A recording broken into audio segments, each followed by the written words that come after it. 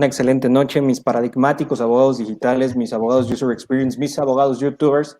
Bienvenidos a un episodio más de este bonito programa que ha cobijado el Instituto Nacional de Ciberseguridad MX. Ustedes ya conocen como la era del abogado digital. Afortunadamente, vamos creciendo en episodios, vamos creciendo en espectadores, vamos creciendo en lo que hacemos a través de redes sociales. Y los invitados que tenemos, por supuesto, permiten que se engalane de gran manera este espacio.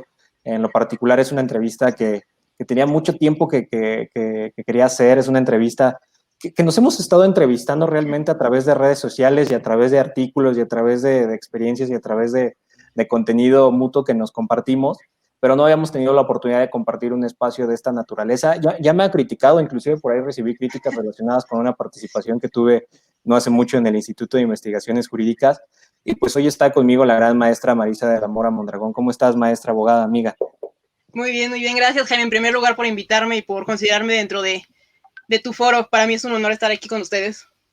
El honor es nuestro, y lo digo no de dientes hacia afuera, realmente con convicción. Eres una grande de la materia. Pocos están hablando de propiedad intelectual con estas vicisitudes que tú estás abordando, y hoy nos traes un tema que a mí me interesa demasiado.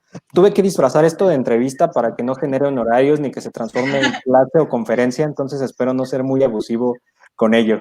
Adelante, lo que salga, sin problema. Excelente, pues hoy, como ya lo habrán visto en publicidad, estuvimos dando mucha difusión. También la gran maestra Marisa hizo su parte en redes sociales. El hablar de un tema muy complicado relacionado con derechos de autor, que hoy en día está en boca de todos. De pronto ya todos los abogados son expertos en derechos de autor. Resulta que ya todo el mundo es experto en propiedad intelectual con las reformas recientes. Y pues bueno, se vale, ¿no? Está de moda, hay que escuchar uno que otro chascarrillo jurídico improvisado, pero de pronto le agregas un tema tecnológico y se vuelve aún más delicado. El tema se vuelve más peliagudo y por supuesto que requiere una preparación más compleja. Hablar específicamente del tema de blockchain en derechos de autor, que francamente desconozco, y hoy vamos a escuchar a la gran maestra Marisa, que ya ha escrito sobre la materia, que lo está investigando, que aparte lo entiende y nos va a ayudar a conocerlo en este breve espacio de experiencia. Por supuesto, antes de arrancar con esta charla, más que entrevista, con esta plática entre amigos, es importante el saludar a cada uno de los cibernautas que nos acompañan como cada jueves. Muchísimas gracias. Recuerden que este espacio lo pueden consultar en vivo a través del Facebook Live del Instituto Nacional de Ciberseguridad de MX, a través del Facebook Live de Jaime Limón, que es la fanpage, y los comentarios que estén dejando en ambas plataformas, sus preguntas, comentarios, saludos, así como sugerencias al programa, las podemos mostrar completamente en vivo. Antes de arrancar el programa, como es debido, si ustedes me lo permiten, y como lo hago en cada uno de los episodios, pretendiendo el no robarle tanto tiempo a mi invitado en turno, me voy a dar la oportunidad de dar una breve lectura a la síntesis curricular de la maestra Marisa de la Mora Mondragón. Bueno, ¿quién es ella? Además de ser un gran ser humano, un ser humano muy divertido, con un gran sentido del humor, con una chispa increíble para enseñar derecho, para escribir sobre él. Tiene una preparación bastante interesante. Ella es maestra en Derecho por la Universidad Nacional Autónoma de México, con estudios de posgrado en Derecho de la Propiedad Intelectual por la UNAM, obtenido con mención honorífica. Su experiencia se enfoca en el área de propiedad intelectual, tanto académica como profesionalmente, y se ha desempeñado en diversos sectores de la iniciativa pública y privada en temas novedosos como la regulación jurídica del entorno digital, en empresas y firmas dedicadas a tecnología, derechos de autor y patentes, así como en sala especializada en materia de propiedad intelectual del Tribunal Federal de Justicia Administrativa, y fue jefa del Departamento Jurídico de la Dirección de Innovación de la Secretaría de Economía. Cuenta con publicaciones, así como participaciones en diversos foros, entrevistas, seminarios, y ha cursado diplomados relacionados con tecnología, derecho del deporte, del entretenimiento y la innovación en propiedad intelectual. Ha obtenido diversos reconocimientos por su trayectoria académica y profesional, así como el Premio al Servicio Social Dr. Gustavo Vaz Prada 2012. Actualmente es consultora legal en propiedad intelectual de la empresa Clark Modet.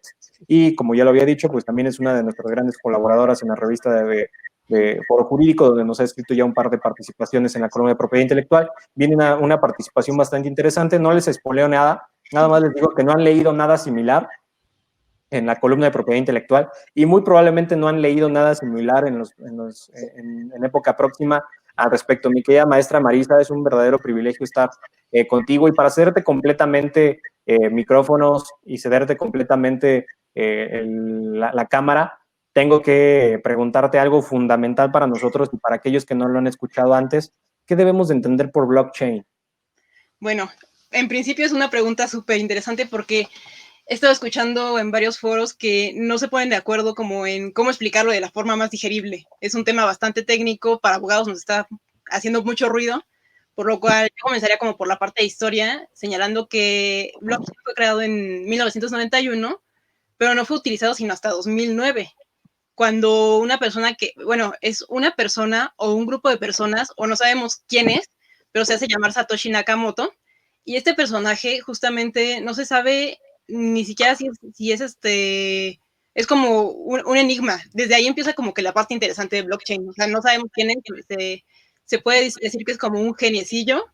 Y este personaje crea la primera criptomoneda llamada Bitcoin, que es como un tipo de divisa digital.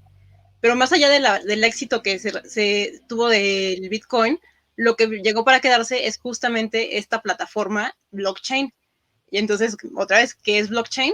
Bueno, se puede definir como, ya no es como una tecnología, sino como un grupo de tecnologías que se reúnen, en donde blockchain al español puede decirse que es una cadena de bloques, que consiste en que cada bloque va a tener cierta información que una persona puso en determinado momento, y conforme se va creando más información, se van agregando bloques a esta cadena. Forma una línea del tiempo, y lo peculiar del blockchain es que evita su alteración y registra sus modificaciones. Aquí es muy, muy importante, o sea, si hay modificaciones, justamente vamos a tener la creación de un nuevo bloque. Si hay alteraciones, no va a haber creación de un nuevo bloque, sino que vamos a ver qué va a pasar. Ya les voy a decir un poquito más adelante, porque primero quiero decir como que el blockchain justamente se autoprotege a través de su propia arquitectura. Esto quiere decir que tenemos a nuestro bloque, y cada uno de estos bloques va a tener la información, que puede ser el documento digital o cualquier tipo de archivo, pero todo esto tiene que ser obviamente digital. ¿Qué más tiene? Tiene una cosa llamada hash. Si ya como abogados empezamos a decir hash, nodos, criptografía, y ya vamos a empezar a ver que son términos muy interesantes. ¿Y qué es el hash? Bueno, es el número que va a identificarnos a cada uno de estos bloques. Yo lo relaciono mucho con la huella digital, porque va a ser único e irrepetible. O como ustedes pueden ver, así como con su cédula profesional, con su CURP. ¿Y qué más tiene? Justamente como estamos hablando de una cadena de bloques, pues es la cadena. Y aquí podemos decir que cada bloque tiene su propio hash, pero además va a tener el hash del bloque anterior, y así de esa forma van a quedar unidos tanto el bloque anterior con el posterior, o sea, va a irse formando la cadena de bloques, porque van a compartir este hash que va a estarlos uniendo. Ok. No es la primera vez que escucho el término hash y que lo hemos utilizado. Quizá para aquellos que estamos más metidos en los temas tecnológicos sea un concepto relativamente más común y que nos suena más, pero ¿podrías más o menos ayudarnos a entender también qué es este hash? Sí, claro, de hecho es un número, es un número criptográfico que va a tener como una determinada extensión. Esto es legible por las computadoras, no por el humano. Ahí vamos a empezar a ver como los retos a los que nos podemos empezar a enfrentar. ¿Y qué más pasa con el hash? Que esta criptografía, si se le llega a cambiar la forma, si se llega a alterar este bloquecito, pues automáticamente ya no va a encajar. Me gusta como relacionarlo con una pieza de rompecabezas, que si le cambias la forma a la pieza de rompecabezas, pues ya no va a encajar. Eso sucede también con el hash. Si se cambia esta criptografía, ya no va a encajar tampoco. ¿Y qué más nos trae bueno, puede ser plataforma, puede ser base de datos, puede ser sistema tecnológico, es definido de todas estas maneras, pero lo que nos da es una certificación y validez a través de los mismos usuarios. ¿Qué quiere decir esto? Que todos vamos a estar vigilando que todo se haga de manera muy correcta, porque no es solo una única base de datos, sino que cada usuario va a tener su base de datos. Poniendo de ejemplo, yo tengo mi base de datos, Jaime tiene su base de datos, y a Jaime se le ocurre que va a modificar, bueno, va más bien a alterar su base de datos. Pues, ¿qué pasa? Los demás usuarios, además de mí, vamos a decir, oye, pues está alterando su base de datos y su partecita que está alterando va a quedar fuera, va a quedar invalidada, pero todas las demás bases de datos siguen subsistiendo como si nada hubiera pasado. Justamente aquí hay dos tipos de usuarios en blockchain, que son los que digamos, entran a consultar, hacen uso del sistema, nada más son observadores. Y los otros usuarios, que son los que se denominan como mineros, Esa figura, me imagino que Jaime va a decir, antes me adelanto a su pregunta, que me va a decir que es un minero. Están geniales esos programas donde el entrevistado se entrevista a sí mismo. Entonces, con su permiso, yo me retiro. Me imaginé que ibas a preguntar, pero dije, mejor me adelanto a decir que es un minero. Los mineros son justamente esta figura que, bueno, se llaman así porque son los que van a agregar más bloques a la cadena. Pero ¿por qué el término de minero? Justamente lo asemejamos a un minero en vida real, que son los que buscan el metal precioso, ¿no? Entonces están buscando el metal precioso y lo que van a hacer en blockchain estos mineros es que además de alimentarlo con más bloques, van a buscar la solución a alguna operación informática compleja y cuando encuentran esta solución, pues se dan cuenta de, bueno, es para lograr que el sistema sea seguro, o sea, están verificando que el sistema sea seguro. Y digamos que el premio a que estén haciendo este tipo de operaciones para validar que el sistema es seguro va a ser el metal precioso que van a ganar ellos, va a ser las criptomonedas. Esa es como más o menos la figura del minero. Ok, eso, te voy a ser muy honesto, nos deja muy perdidos en el universo del entendimiento de cómo sería el blockchain a nivel de derechos de autor. Entonces eso me obliga a hacerte como una pregunta fundamental.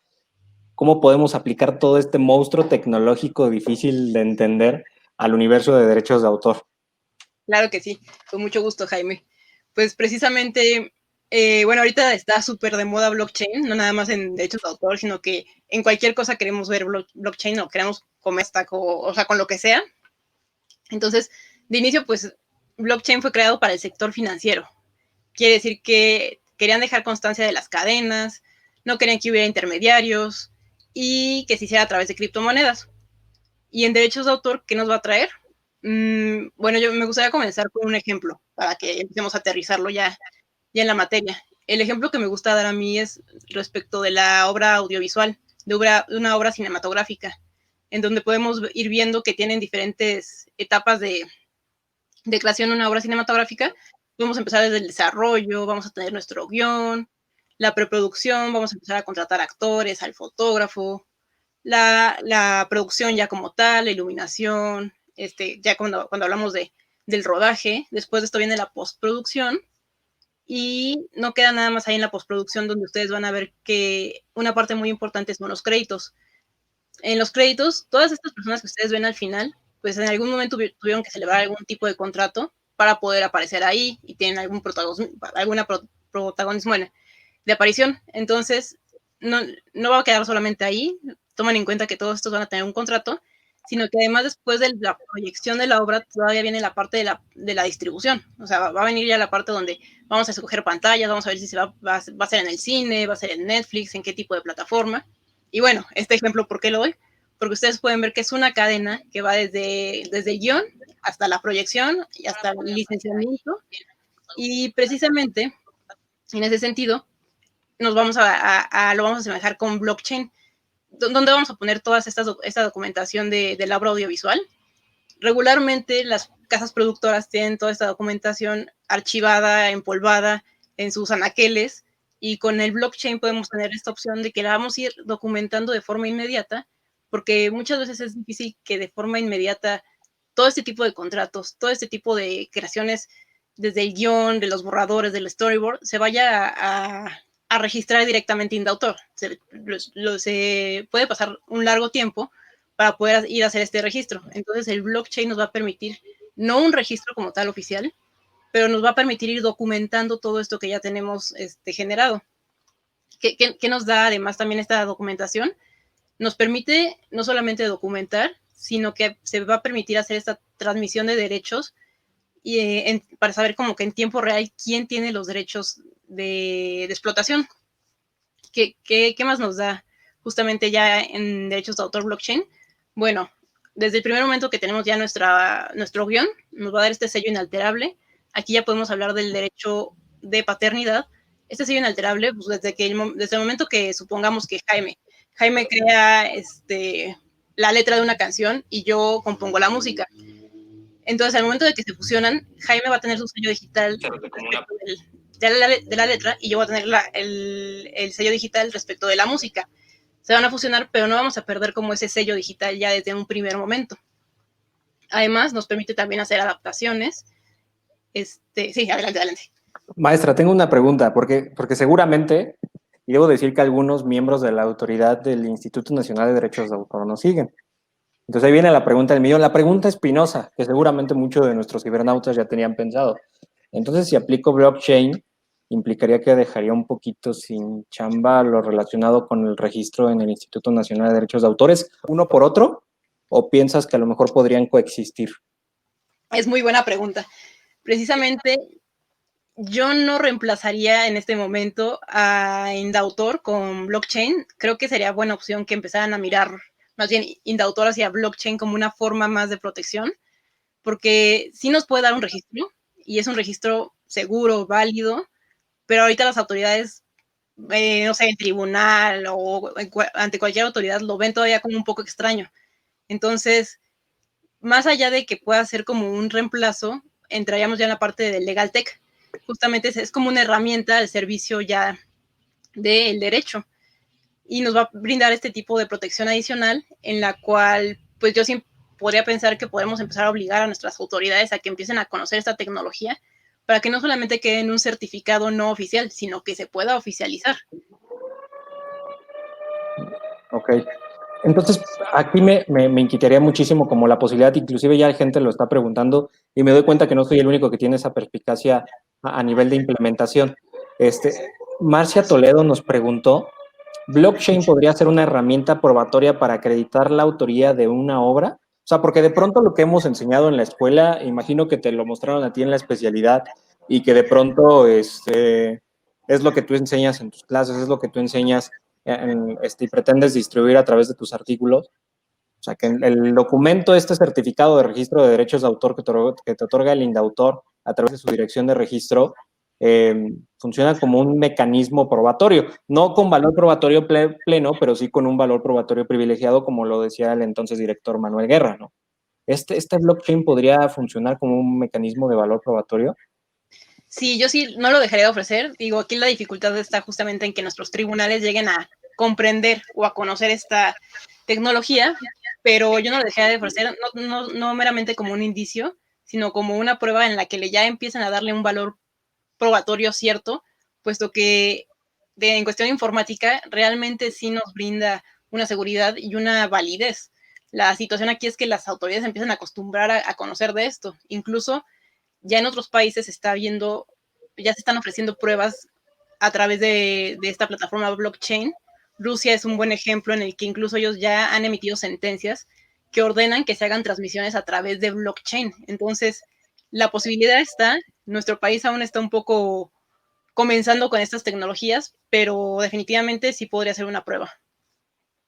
Ok, sin duda me parece que estamos sumamente en pañales hasta en derecho positivo, porque de pronto en una charla de una hora que nos brinda este programa no se me ocurre como un mecanismo procesal adecuado para incorporar blockchain en proceso. ¿Ya lo has intentado? ¿Ya te has aventado este reto procesal o ya te has puesto a pensar cómo podría ocurrir? Sí, sí, claro que sí. De hecho, ¿Podemos no, quemar ese cartucho en este programa? sí, sin problema. A ver qué pasa.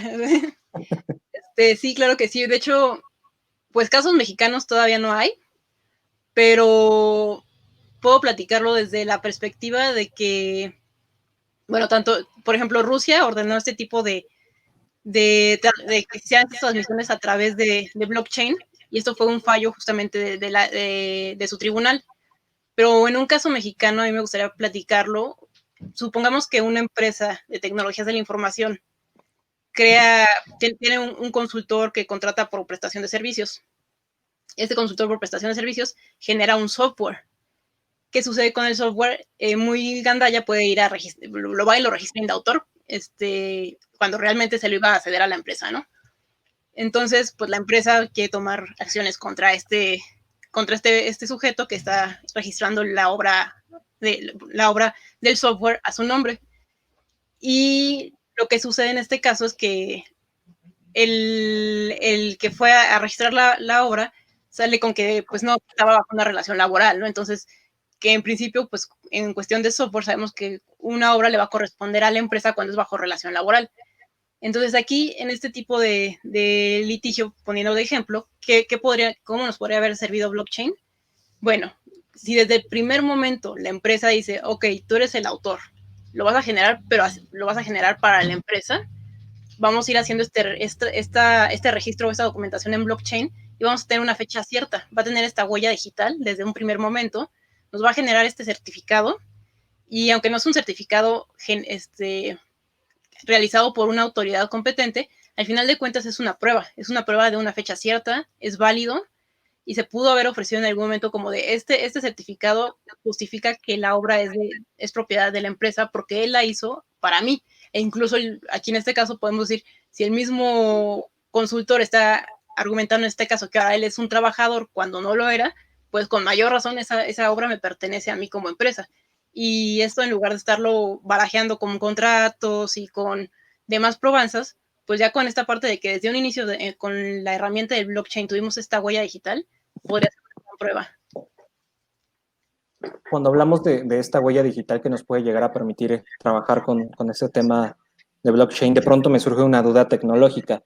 Ayúdame a entender, a lo mejor inclusive mi pregunta resulta absurda, pero en el entendimiento de cómo funciona esta cadena de bloques y cómo todos los que formamos parte de esta cadena de bloques tenemos control sobre lo que se va generando en este public ledger, ¿podría implicar algún probable riesgo de brecha de seguridad para que se filtre información que en un momento puede ser confidencial, que todavía es una obra que no está en su resultado final, es una obra que está en proceso de trabajarse y que podría generar justo este pequeño sesgo para que la gente confíe en una tecnología como es blockchain, o estoy perdido en este universo y no generaría ninguna complicación? Bueno, aquí hay dos cuestiones. La primera sería que precisamente lo que nos brinda esa tecnología es disminuir esta fuga de contenido, creativo, que no llegue alguien y que llegue a registrar una obra como suya cuando tú ya tienes la huella digital de que es de alguien más, ¿no? Más bien, en lugar de que se fugue, lo que evita es este tipo de fugas de contenido creativo. Además, hay plataformas públicas y privadas, ya sería dependiendo como de lo que se busque, digo, para que también como que existe esta situación de no riesgo. Incluso blockchain, aquí ya saliendo un poquito de derechos de autor, también sirve para secretos industriales. Entonces tiene que ser uno muy cuidadoso con la parte de la protección porque no vas a exponer tu secreto industrial ante la gente cuando justamente es lo que quieres proteger y documentar. Ok, ok. Esto se merece que pronto lo metas a nivel de artículo o a nivel de libro, ¿eh? El artículo que escribiste hace poco para Clark Modet es muy bueno, pero queda muy corta a comparación veo del universo que realmente tendrías que habernos dicho. Fuiste muy modesta. Necesitamos forzosamente un capítulo 2, una versión 2.0 de ese artículo que publicaste. Igual, a ver si ahorita nos puedes llegar a compartir inclusive por ahí el vínculo para aquellos que estén interesados en leerlo. Creo que ahondaría un poquito más en ello. Escuchando todo este escenario de lo que nos estás compartiendo, tengo que preguntártelo, porque muchas veces critican el programa, porque me dicen, Jaime, está padrísimo de lo que están hablando, pero ¿cómo rayos lo aplico a nivel mexicano o qué está ocurriendo a nivel internacional que de pronto pudiera llegar a tener esta implicación en el universo mexicano? En estos dos niveles quisiera preguntarte, primero, ¿existen ya casos o precedentes de derecho comparado que usen blockchain en derechos de autor? Y después preguntar, ¿qué retos jurídicos tiene blockchain hablando específicamente del derecho autoral mexicano? Claro que sí, no, con mucho gusto. Bueno, además haciendo anuncio de que sí va a haber próximamente artículos de blockchain, uno va para Foro Jurídico y otro va a ser por UNAM, entonces ahí van. Y bueno, sí, sobre casos precedentes en otros países, sí, me gustaría traer el tema de Spotify. Digo, es un tema que nos gusta a todos, en el cual Spotify en alguna ocasión tuvo una demanda de 30 millones de dólares. ¿Y por qué la tuvo? Porque no estaba pagando las regalías a las productoras musicales, ¿no? Y Spotify se escudó diciendo, es que el problema no es pagar, es que no sé a quién pagarle. Entonces, en ese sentido, fue cuando contrata una startup llamada Media Chain Labs, y esta startup maneja justamente a través de blockchain toda la música, identifica, como comentábamos en el ejemplo, quién escribió la música, quién escribió la letra, quién compuso la música, quién es el titular de los derechos, y nos identifica estas canciones a través de Internet, nos permite monitorear los trabajos creativos para un pago justo. ¿Qué quiere decir? que justamente como se rastrea este hash, se va a saber cuántas reproducciones tuvo esta obra, y en ese sentido se puede hacer un cobro justo de las regalías por el número de reproducciones. Ya no vamos a pensar en un porcentaje, sino ya vamos a pensar en, fueron 5 reproducciones, bueno, es muy humilde las 5 reproducciones, ¿no? Pero fueron tantas reproducciones, pues eso le corresponde de pago de regalías, no más, no menos, no un porcentaje. Ese sería como un caso que está interesante. Otro que les comentaba es el caso de Rusia, ya no lo voy a repetir porque ya justamente lo platicaba. Y para las sociedades de gestión colectiva, puedo poner el caso de España. En España justamente tienen una asociación de autores que se llama Cedro, y Cedro a todas sus licencias ya les agrega la licencia, ya les agrega, ya cuentan con una certificación blockchain, lo que permite mantener esta trazabilidad, monitorear, como decíamos también en el caso de Spotify, monitorear dónde está la obra, quién tiene la obra en este momento, quién tiene los derechos, a quién le tengo que pedir autorización. Nos permite hacer aporta justamente seguridad jurídica, porque las autorizaciones ya vamos a saber cómo, a quién le corresponden, cuánto le debemos pagar, no perdemos esta trazabilidad de saber en tiempo real quién exactamente tiene los derechos. Y bueno, otro caso, o más que caso, es como otro precedente es en China, que ya también la Corte Suprema de China desde 2009 ya valida blockchain como una prueba en sus disputas. O sea, sus disputas legales ya pueden ser probadas a través y autenticadas a través de tecnología blockchain. Ya podemos empezar a ofrecer esta parte de los certificados, podemos empezar a ofrecer esta parte de la transacción la transmisión más bien de derechos a través de blockchain. Ya está aceptando China, Rusia, Estados Unidos, y como vimos ahorita, pues en España las sociedades de gestión colectiva, que incluso se ha hablado mucho de que pueda, como tú comentabas a un inicio, precisamente con Indautor, que puedan llegar a desplazar a Indautor, o que puedan llegar a desplazar a las sociedades de gestión colectiva. No, seguirían siendo una herramienta que les puede coadyuvar más que reemplazar. Excelente, es justo lo que quería escuchar, pensando que estas bonitas palabras las podemos enmarcar digitalmente, sobre todo para enfatizar en el hecho de que blockchain no llega como un mecanismo de sustitución registral, sino como un mecanismo de apoyo a estos procesos. Esto me lleva, por supuesto, a enfatizar, ya nos comentaste un poquito el tema de las sociedades de gestión colectiva y específicamente de Cedro, pero sí quisiera enfatizar en ello, ¿qué retos jurídicos tiene blockchain en el derecho autoral mexicano? Claro que sí.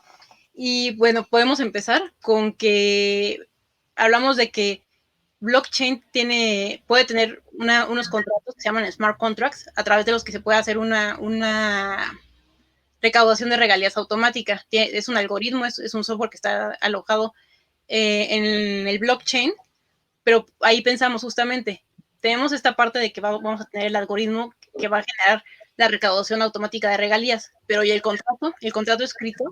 Entonces, ese es un primer reto, porque en nuestro país, justamente, para que un contrato tenga validez, debe ser por escrito, si no será nulo de pleno derecho en cuanto a derechos de autor. En ese sentido, pues si no tenemos este contrato escrito, pero solo tenemos la herramienta, es un primer reto que podemos llegar a ver subsanado con un nuevo tipo de contratos que se llaman los contratos ricardianos, que estos pueden ser legibles tanto para la computadora como para el humano, pero ese es como otro tema. Es como un reto que podemos subsanar de alguna forma. Otro reto que también tú bien lo mencionabas a través de la plática es justamente la cuestión probatoria. Se puede llegar a cuestionar la validez de un certificado generado al amparo de blockchain, porque pues no lo está emitiendo una autoridad, surgen de una situación descentralizada, no es una autoridad la que está emitiendo como tal este certificado, pero no lo dejaríamos de ofrecer, yo creo que como una prueba en algún tipo de litigio. Y otro reto que puedo encontrar es que, bueno, sí, precisamente no son considerados un certificado oficial, y que, bueno, también aquí como que quisiera hacer la comparación de que no hay una autoridad, no hay una autoridad central que maneje esta situación en blockchain, porque todos los usuarios somos los que estamos revisando que todo se dé bien, a diferencia de lo que surgió hace poco con Wipoproof, que ahí sí hay una autoridad central que está manejando esto, y que Wipoproof no es blockchain como tal. De hecho, no es blockchain. Lo que me lleva de una buena manera. Tú solita te digo que te estás entrevistando, tú no sé qué rayos hago aquí hoy. Francamente, me siento muy inútil. No estoy desquitando el sueldo INCIBE MX el día de hoy y mi contador está feliz, Pero pues tengo que preguntarte eso, ¿no? De pronto, aquellos que estamos comenzando a estudiar este aspecto de WIPO Proof, eh, una nueva herramienta, por supuesto, pensando en alcances probatorios. Me encantó la palabra que utilizaste hace un par de minutos, probanza. Tiene mucho que no la escuchaba. Hace varios meses la leía todavía en el tomo 2 de Davis Echandía. Probanza, me encanta ese concepto como tal.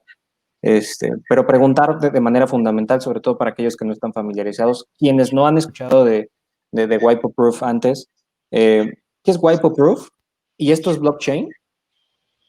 No, bueno, en principio, WIPO Proof es una medida complementaria que generó la Organización Mundial de la Propiedad Intelectual, perdón, y esto no es blockchain, pero también genera una ficha digital y un hash, como comentábamos al inicio. No permite la manipulación y es una forma más de protección. No viene a reemplazar registros, pero no se mueve en una plataforma blockchain.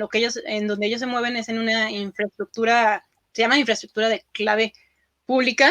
Es un término muy técnico, no vamos a entrar a ese. Vamos a dejar nada más como que claro de que te da una huella digital y van a tener un organismo de autoridad centralizado y neutral, a diferencia de blockchain, que en blockchain no solamente vas a tener esta huella digital, sino que a través de los smart contracts, que son estos contratos inteligentes, te van a poder hacer transacciones y blockchain en lugar de tener un organismo de autoridad, va a tener un carácter descentralizado.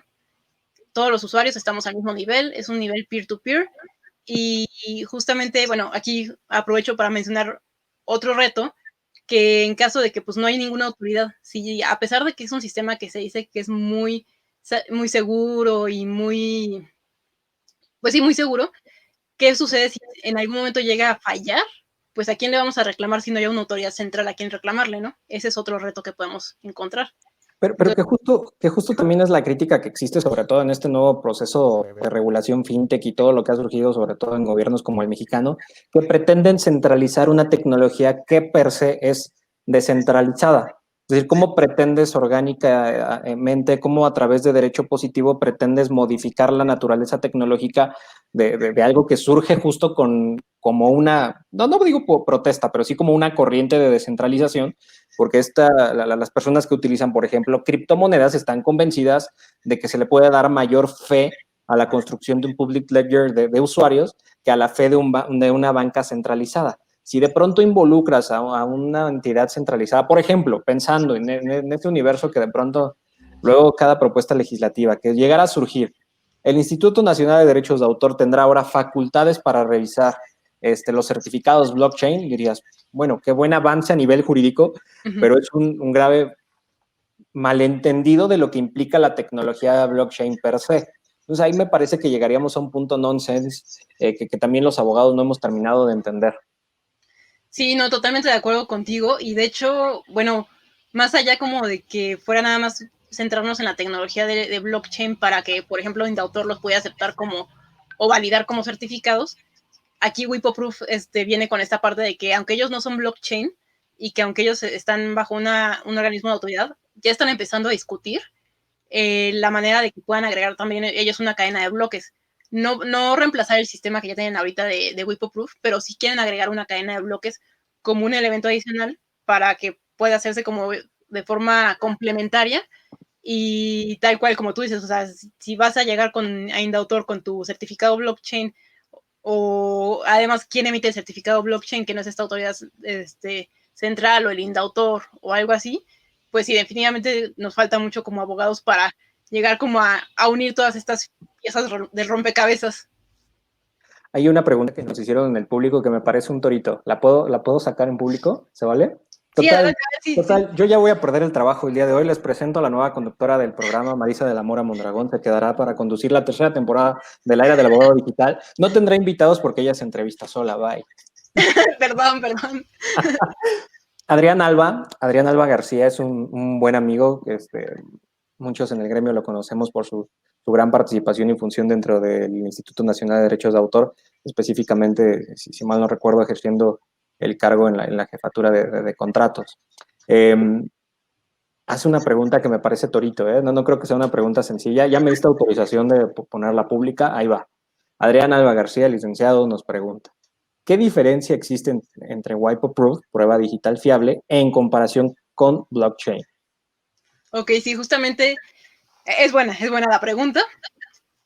Más o menos podría decirse que Wipeproof nos va a dar este certificado que nos va a hacer válido que tal día se subió a la plataforma una obra que es mía, ¿no?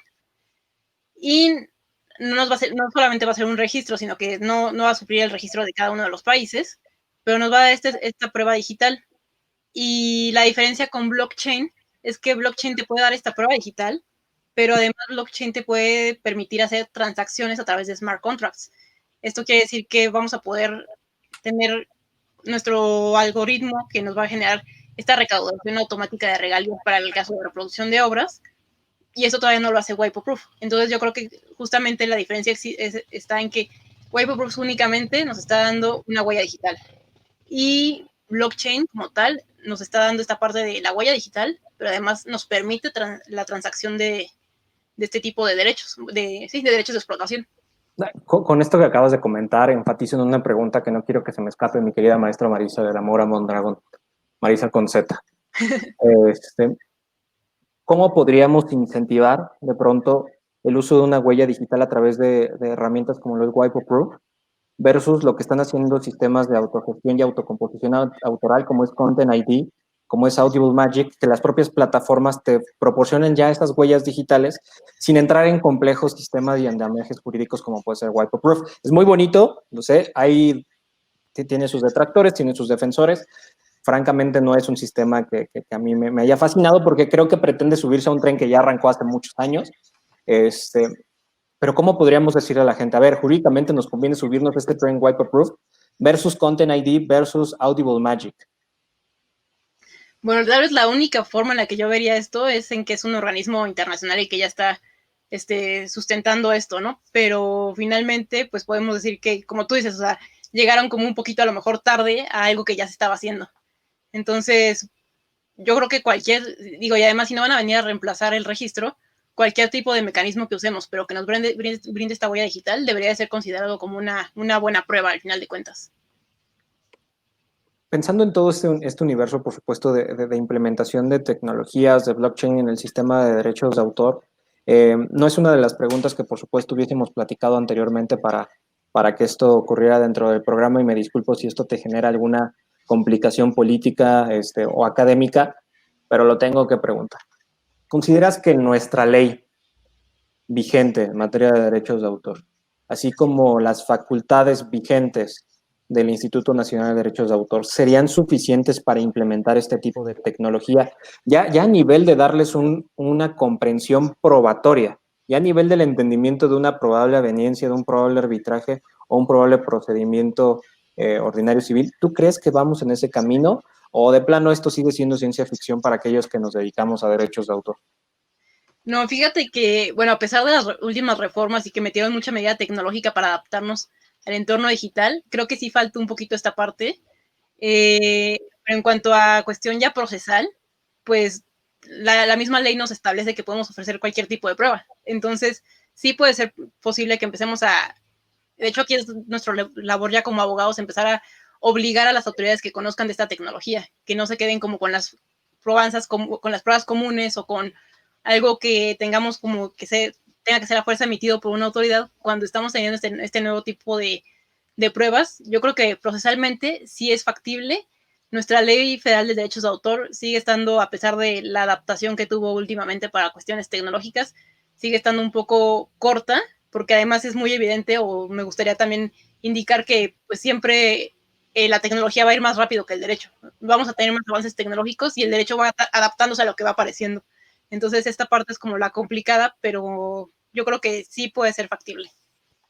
Okay. Me deja con un entendimiento optimista, me deja un buen sabor de boca tu respuesta, pero también con un dejo de realidad en el entendido de que los abogados y el derecho con nosotros, o el derecho y los abogados, vamos bastante lento conforme a lo que es la evolución tecnológica. Mi querida maestra, la gente ha estado sumamente participativa, tenemos más de 70 personas conectados con nosotros en vivo, hay reacciones, están comentando, están mandando saludos. Generalmente lo hago de una manera relativamente lenta, si me lo permites lo voy a hacer lo más rápido que se pueda. pero me gustaría que veas que la gente está interactuando contigo y que el tema está resultando interesante, incomprensible para algunos de nosotros y que nos obliga a estudiar. No me acuerdo si te contaba esto y esto creo que es la primera vez que lo voy a decir públicamente. Muy tramposamente no incluí un capítulo de Smart Contracts en mi libro de abogado digital, porque es un mundo, un andamiaje, un grado de complejidad brutal el hablar del hash, del dar realmente una explicación jurídica sobre el public ledger, dar un razonamiento jurídico y explicarle a colegas abogados qué significa este data mining en el universo de las criptomonedas. No, no, no. Para la siguiente edición hablaré de smart contracts. No, ya me detengo.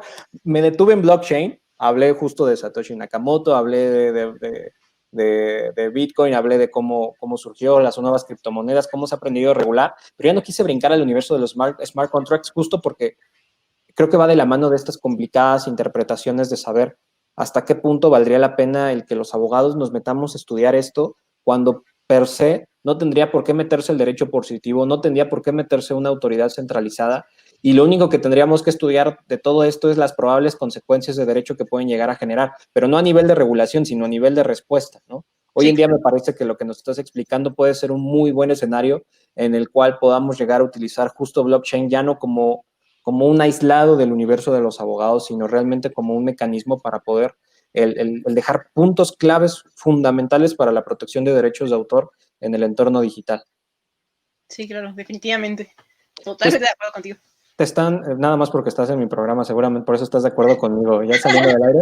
¿Qué barbaridades estabas diciendo, Jaime? Está con nosotros mi querido amigo José Luis Morfín Cervantes, que cada programa de manera religiosa se conecta con nosotros. Muchísimas gracias, querido amigo y maestro. Por supuesto, la querida maestra María Luz, Luz María, gracias por estar con nosotros de manera también solemne con nosotros en este programa. Lulú Mondragón, nos dice, es muy interesante volverte a escuchar, se aprende mucho con la maestra Marisa de la Mora M. Sin duda, estoy aprendiendo muchísimo y dije, voy a disfrazar esta entrevista mejor voy a disfrazar esta clase de entrevista. Deco Jordan dice, saludos, bonita noche. Arcel Salazar dice, ¿se podría decir de manera muy burda que el blockchain es una cadena de información unida como un tren? Sí, me gusta su definición. De hecho, es como más comprensible que estar manejando los demás términos. Olviden todo lo que dijimos, borrador, como un tren. Rodrigo Zeus, un gran abogado digital, gran amigo, gran colega, ha estado presente en distintas conferencias con nosotros. Nos manda, por supuesto, los debidos y respetuosos saludos a la maestra Marisa y pregunta, ¿estos bloques digitales pueden ser violados por hackers? ¿Pueden alterar obras, información? Si hay base de datos, ¿estas pueden ser protegidas por la legislación mexicana? ¿O, siendo digital, nuestras normas no están preparadas para algún tipo de caso de este tipo? Bueno, son varias preguntas. La primera... ¿Sí? ¿No? Sí, por favor, por favor. La primera, respecto a los hackers, precisamente se ha hablado de que es una tecnología muy segura, que precisamente por la parte de hash que nos permite tener esta criptografía y que si se llega a alterar ya no va a encajar este bloque, y además porque todos los usuarios estamos vigilando que no pase nada malo, que si se llega a alterar o si llega a haber algún ataque a alguna copia, pues las demás copias siguen subsistiendo. Tendría que hacerse un ataque casi a todas las copias para que pudiera colapsar el sistema. Entonces, en esta parte se ha hablado de que es un sistema muy seguro. En cuanto a que las bases de datos se puedan llegar a proteger, sí hay un apartado en la Ley Federal del Derecho de Autor que nos habla de la protección de la base de datos. Estaría interesante pensar en este tipo de tecnología como una base de datos nada más, pero yo creo que implica más tecnologías. Y sobre nuestras normas que estén preparadas para algún tipo de caso de este tipo, pues precisamente era lo que más o menos comentábamos, que tal vez no estén del todo preparadas, pero podemos empezar a hacer este tipo de obligación de que empiecen a conocer estas tecnologías. Sin duda, creo que el tema de la capacitación se vuelve fundamental. Francisco Esquivel del Reyo nos dice saludos nuevamente, qué gran tema y sin duda gran invitada. El gran abogado Juan Ramón García Feregrino, un gran abogado digital, también guamero de corazón, nos comenta, agradezco la ponencia y espero que no me odie por esta pregunta nuestro buen amigo Notario 77, niño de la selva. Pero ¿qué tan desplazado se podría ver el notariado por blockchain? No, fíjate que es también otra excelente pregunta la que nos hace el maestro Juan, porque más allá de que se pueda desplazar, también puede ser un coadyuvante al notario. Incluso esta parte en la que estamos diciendo que el certificado blockchain no es emitido por alguna autoridad competente, ahí los fedatarios pueden llegar a hacer un gran labor en la que ellos pueden dar fe de este tipo de certificados y pueden darle ya el valor de una documental pública al certificado. Entonces, más allá como de que puedan reemplazarlos, puede ser otra herramienta también para los mismos fedatarios. Excelente. La siguiente pregunta tiene que ver, por supuesto, con el entendimiento de blockchain, aunque creo que va, no creo, definitivamente va aplicada más a un universo de naturaleza mercantil. ¿La puedo formular? Sí, adelante. Adelante. Perfecto. La abogada Marisa anda con todo y ella dice todas, de una vez, para eso vinimos. Viridiana Pérez, también una gran abogada digital, nos pregunta, ¿cuál es la opinión respecto del apoyo con el blockchain para revolucionar a los pagares? Esa sí me deja un poco sacada de mi zona de confort, pero pues ahí sería como revolucionar los pagares. ¿En qué sentido? O sea, He escuchado ya de procesos sobre todo, y ahí me involucro un poquito, por supuesto, respetuosamente, claro, adelante. a expertos como el doctor Alfredo Reyes Craft, grandes en la materia, que ya han comenzado a implementar tecnología blockchain como un mecanismo de autenticación en procesos en los cuales forzosamente, como lo decías, estamos en un sistema normativo en el cual estamos obligados a cumplir ciertas formalidades, ciertos requisitos de existencia y validez. Por ejemplo, en el tema de los pagarés, por supuesto, que el documento esté impreso, que tenga firmas de las partes, que diga cuándo se va a cumplir, si es un pagaré, si es pagadero a la exhibición, en fecha cierta, que se cumplan estas formalidades, pero de forma esencial que aparezca una firma autógrafa. En este caso, blockchain ya ha aparecido como un mecanismo de sustitución de esta firma autógrafa y afortunadamente en casos mexicanos ya ha prosperado, y quien ha tenido esa bandera de prosperidad y de buen camino procesal, que es justo el doctor Alfredo Reyes Craft, lo cual nos deja dos grandes enseñanzas: que blockchain no es un obstáculo para ofrecimiento probatorio, y segundo, que blockchain sí puede ser una herramienta de perfeccionamiento de documentos, incluidos aquellos que requieran solemnidades o formalidades más allá de lo previsto por cualquier tipo de documento, lo cual nos deja dos grandes elementos: que a nivel procesal se vale blockchain, y a nivel preparatorio de un documento, a nivel del surgimiento y del nacimiento del blockchain, de un documento como es un pagaré, se puede implementar blockchain. Entonces creo que sin duda va a revolucionar esa figura. No estamos listos, comparto ahí la opinión de la maestra Marisa, creo que aún no estamos listos para dar ese brinco, pero hacia allá vamos. Coral Mendoza dice, Guillermo Beristain, mira, está interesante, y Guillermo Beristain responde, sí, gracias, Coral, muchísimas gracias. Juan Pablo Orozco se conecta, también un gran abogado en materia de propiedad intelectual, nos dice, saludos a la maestra Marisa de la Mora Mondragón y Jaime Díaz Limón, también lo conoces, hiciste Sí. la cabeza. Saludos a Juan Pablo también. Es un gremio pequeñito, ¿verdad? La maestra Francisca Gardea Pichardo, una gran amiga, una gran maestra, le mando un fuerte abrazo, quien lleva la batuta del Colegio Mexicano de Abogados Humanistas, nos manda una buena tarde y un gusto saludar. Mispa Navarro Ibáñez nos pregunta, entonces, ¿no está regulado? O sea, que aún no tiene legislación. Gracias. Justo hablando, esta pregunta la lanzó cuando estabas hablando ya del tema de blockchain en el universo de derechos de autor. Ok, sí, pues sí, no, definitivamente todavía no está como tal regulado. Tenemos como las herramientas para pensar que podemos aplicarlo con lo que tenemos, pero blockchain en legislación mexicana todavía no lo podemos ver. Itzana Villagómez nos dice, gracias por compartir. ¿En México se ha aplicado en algún caso a nivel probatorio? No todavía, pero tengo la esperanza, y creo que Jaime también, en que podamos lograrlo y que pueda llegar a ser algún tipo de precedente para futuras cuestiones. Paso a paso. Digo, la realidad es que creo que es paso a paso. No me atrevo a decir la fecha porque la verdad es que no la recuerdo, no la tengo tan fresca, pero apenas el año pasado me atreví temeraria y alocadamente, de una manera muy soberbia, me acudí al Instituto Nacional de Derechos de Autor a registrar una historia de Instagram como obra multimedia. Inclusive yéndome más allá del sentido de que era una historia de Instagram que duraba 5 segundos. Una historia que, por supuesto, podrían decir no tiene nada de original, no tiene nada de original su fijación, no alcanza a cumplir con los requisitos mínimos para saber si efectivamente es una obra multimedia, una obra que entre dentro del aspecto artístico, y salí orgullosamente con mi registro de obra de una historia de Instagram de 5 segundos, lo cual rompe y con ese rigor del sentido de la fijación original, donde a lo mejor de pronto pensábamos que era necesario tener un largometraje estilo El Irlandés para que se pudiera proteger. Ya hoy en día sabemos que el instituto ha evolucionado y comprende que el concepto inclusive de fijación original no puede atender a un factor de temporalidad, sobre todo en estas plataformas digitales. Quiero creer que algún día estaremos ya también hablando de blockchain como un mecanismo subyacente, pues sobre todo pensando que hoy en día hablamos de un registro de buena fe, ¿no, mi querida maestra? Que de pronto alguien llegue con un certificado de la cadena de bloques y que diga, a ver, esto tú se lo otorgaste como autoridad, pero yo tengo este public ledger. ¿Y quiénes son mis testigos? Todos estos compadres que van conmigo en este tren digital que se llama blockchain.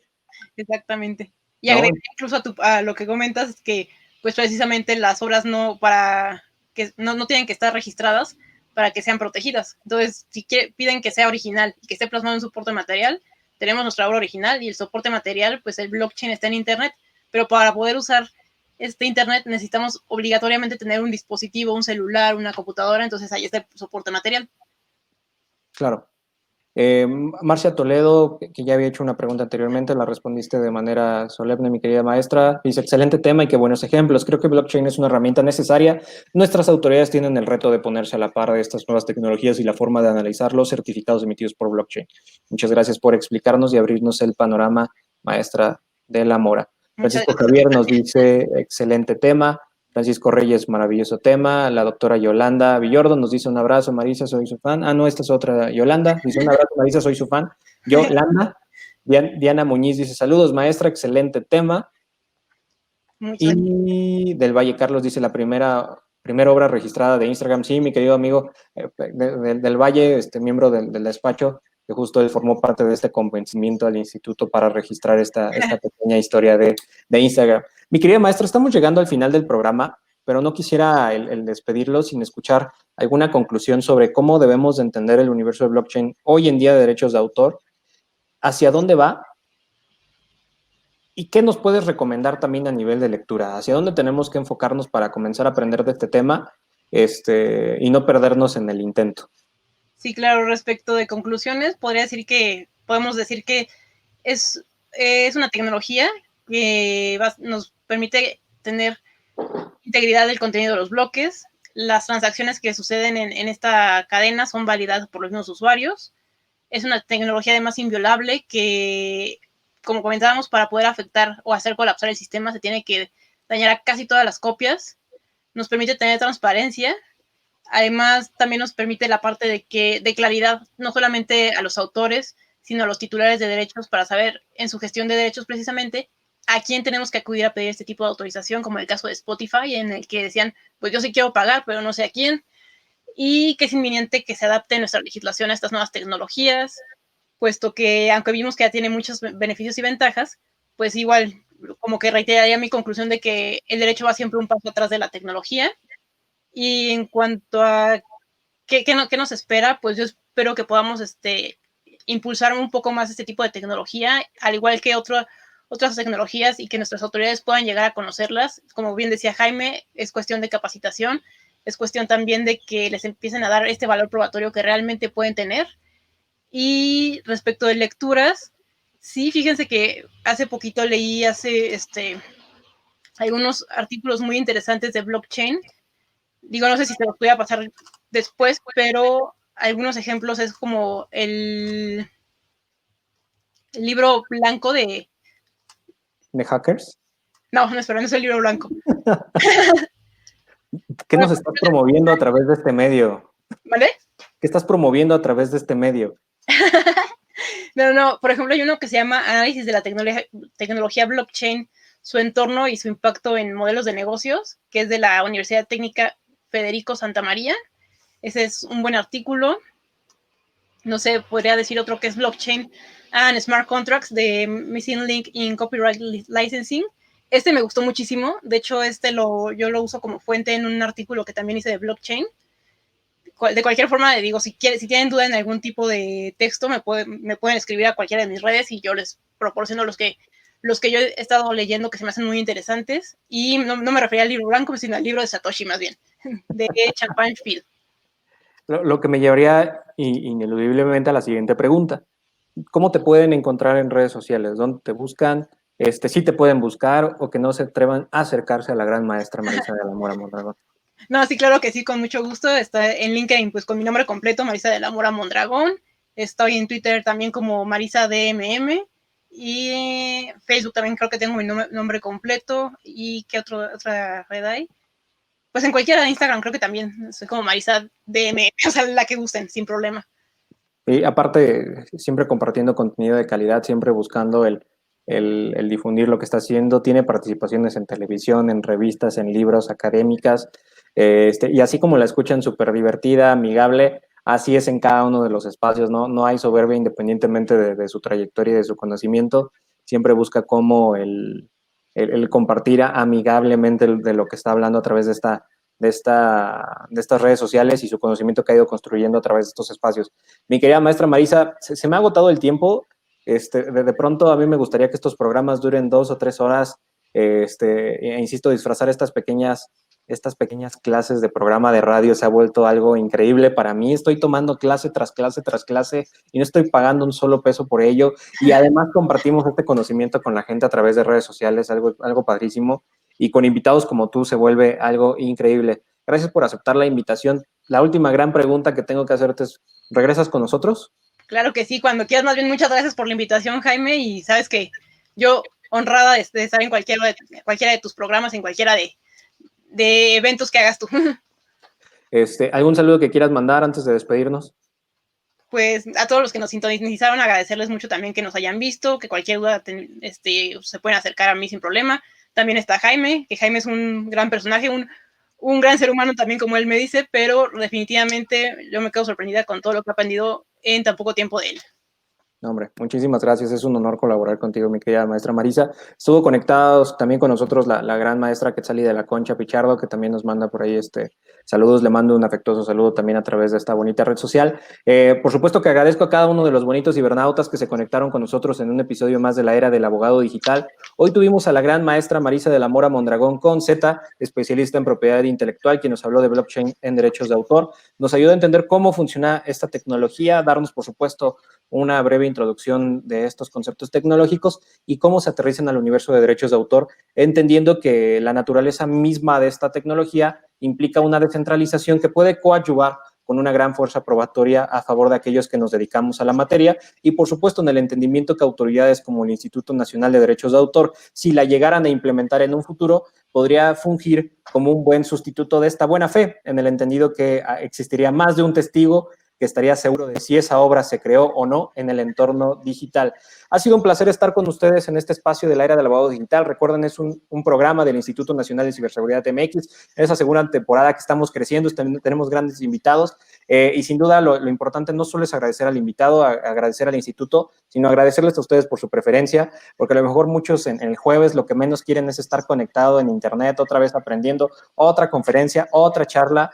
Sé que de pronto ha sido una época de hiperinformación y de hiperconectividad, pero han escuchado que esto más que una clase es una charla entre amigos y así lo pretendemos construir. Gracias a cada uno de los colaboradores que apoyan detrás de cámaras al Instituto Nacional de Ciberseguridad MX para que yo de una manera tranquila, pacífica y por demás jovial pueda estar frente a ustedes sin mayor estrés. Gracias al equipo que está detrás de ello, gracias a nuestra gerente de contenido, Atlaey Bermejo, gracias a nuestro director comercial, Samuel Chimal, gracias a cada uno de los socios que forman parte de esta iniciativa para permitir que la era del abogado digital continúe. Recuerden que este episodio el día de mañana estará en repositorio a través de YouTube, también lo podrán escuchar a través de podcast, específicamente en Spotify y otras 11 plataformas, entonces no hay pretexto para que te pierdan la era del abogado digital. No entendí qué es blockchain, le regreso. No tengo tiempo para verlo en la oficina, lo pongo en el carro. O sea, no hay pretexto para que se pierdan estos programas que tenemos en el área del abogado digital. Tenemos grandes invitados las próximas semanas, no se los pierdan.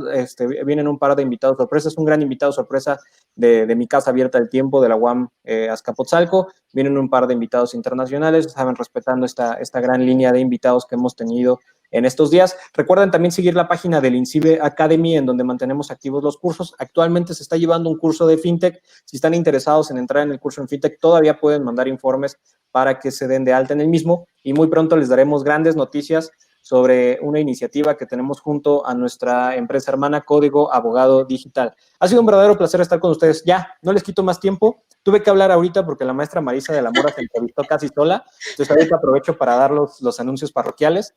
No me queda más que darle las gracias, mi querida maestra Marisa. Buenas noches. Muchas gracias, hasta luego.